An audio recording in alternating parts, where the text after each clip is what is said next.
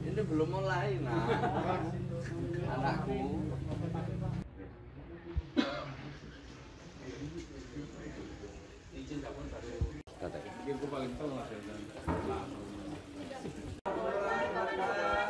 Apa kabar semua?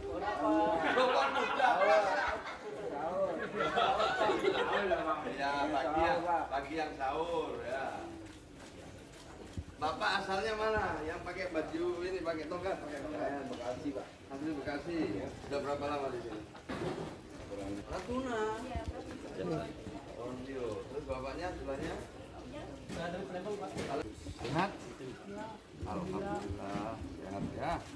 Semangat ya. Bentar, mesti. Mau lihat-lihat. Mau lihat-lihat. Sebentar. Ya. Backlight ya enggak? Backlight, Pak. Dan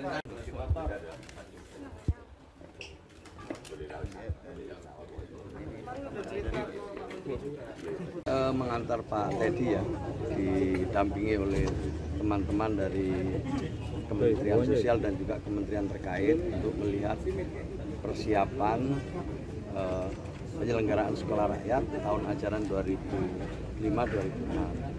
Nah, ini salah satu tempat yang akan dijadikan sekolah rakyat itu.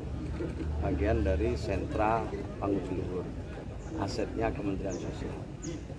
Nah, alhamdulillah sih semua yang melihat ini dianggap cukup ya untuk memulai penyelenggaraan proses belajar mengajar di tahun 2005-2006. Semua sudah siap, tinggal perbaikan-perbaikan sedikit lah, misalnya penambahan toilet, penambahan ruang makan gitu. Tapi secara umum sudah siap, tempat ibadah untuk muslim, non-muslim juga ada, jadi lengkap, ini sudah relatif lengkap. Untuk asrama juga sudah siap, untuk ruang-ruang kelas itu juga sudah siap. Jadi secara umum siap. Tadi Pak Teddy juga menyatakan alhamdulillah ini cukup bagus untuk memulai penyelenggaraan sekolah. Rencananya kapan dibuka, Pak? Ada berapa sekolah yang akan dibuka? Untuk ini lagi kita coba persiapkan terus. Per hari ini sudah ada 40 yang siap di berbagai daerah ya. Mungkin di Bekasi ini nanti ada 2 ya. Di DKI Jakarta ada 3 misalnya. Di Jawa Tengah ada 5 dengan Jogja nanti. Jadi ada beberapa gitu. Kira-kira 40-an yang sudah siap. Minggu depan mungkin ada penambahan lagi. Kita lihat sampai paling tidak akhir bulan inilah berapa nanti yang sudah benar-benar siap. Pak, kalau muridnya sendiri Pak, itu dapatnya dari mana sih, pendaftaran atau bagaimana? Ya nanti tentu yang kita akan prioritaskan adalah yang masuk di dalam data tunggal sosial ekonomi nasional di desil 1.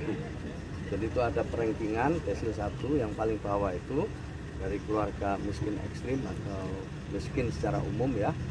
Nah, setelah itu nanti setelah dia memenuhi syarat pertama dari keluarga miskin ekstrim atau dari keluarga miskin, maka dia akan naik pada jenjang tes berikutnya.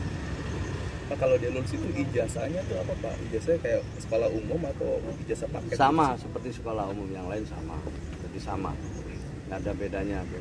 Jadi SD ya setara dengan SD, yang SMP ya setara dengan SMP, yang SMA juga setara dengan SMA. Konsepnya nanti seperti apa?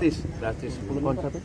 Ya kurikulumnya lagi dimatangkan ya, tapi tidak jauh lah dari kurikulum yang sudah ada.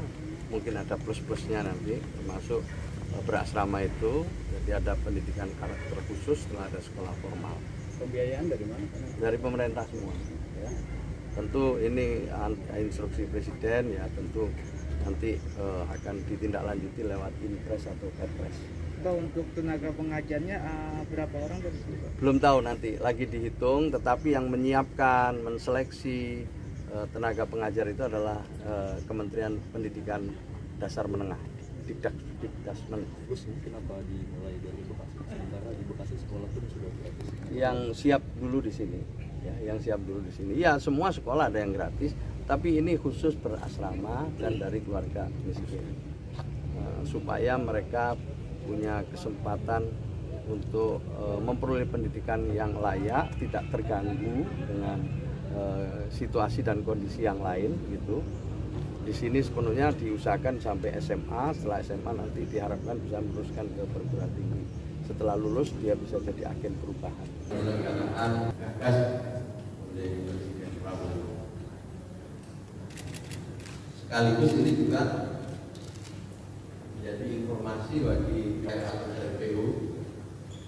Pak Budi, terima kasih kemarin kami sudah lapor dari hukum dalam pengadaan sarana. Terima kasih. Ya memang beliau mewakili Pak Presiden lah untuk melihat kesiapan sarana prasarananya ini. Kan selama ini kami laporkan baru berupa foto-foto. Nah, beliau lihat ke sini tadi ternyata alhamdulillah menurut beliau juga ini sudah sangat layak. Tinggal ada penambahan ya, dianggap bagus sekali. Artinya 40 sekolah itu akan mulai launching bulan ajaran ya pertama. Kita harapkan tahun ajaran ini. Maka tadi Dikdasmen kan ikut di sini juga ya, Kementerian Keuangan juga ikut di sini, Kementerian Dikti juga ikut di sini, PU juga ikut. Kita bersinergi. Kementerian Sosial dibantu oleh kementerian-kementerian terkait yang memang punya tugas dan tanggung jawab dalam pengembangan sarana prasarana pendidikan maupun juga tenaga pendidiknya dan kurikulum. Semua kita ajak bersama-sama. Alhamdulillah sudah melakukan pertemuan sekali, nanti akan ditindaklanjuti minggu depan ini pertemuan kedua, ketiga, dan harapan kita Juli sudah benar-benar siap. Untuk target siswanya sendiri ada target khusus? Ya diharapkan sih nanti kalau sudah penuh diharapkan paling tidak satu sekolah itu ada 1000 murid SD, SMP, SMA. Untuk anggaran Ya, ini pokoknya sekolah rakyat mohon doa restunya ya, supaya wong cilik bangkit. Wong cilik bangkit ya kan. Ya, keluarga miskin itu merasa dimuliakan oleh pemerintah. Jadi sekali lagi itu kesimpulan saya mengutip Pak Nuh ini adalah bentuk konkret dari upaya Presiden Prabowo memuliakan keluarga miskin, sekaligus memfasilitasi kebangkitan wong cilik, karena 2045 sebagai tahun emas itu harus juga diiringi dengan kebangkitan wong cilik supaya mereka bisa berperan secara signifikan di tahun 2045. Ya. Ayo, bisa duduk turun di sana bisa. Bisa, Pak. Karena selama ini kan tahu presiden bahas.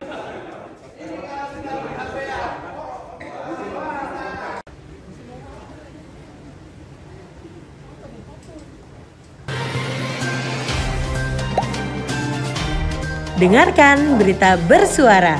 Klik fitur text to speech di inews.id.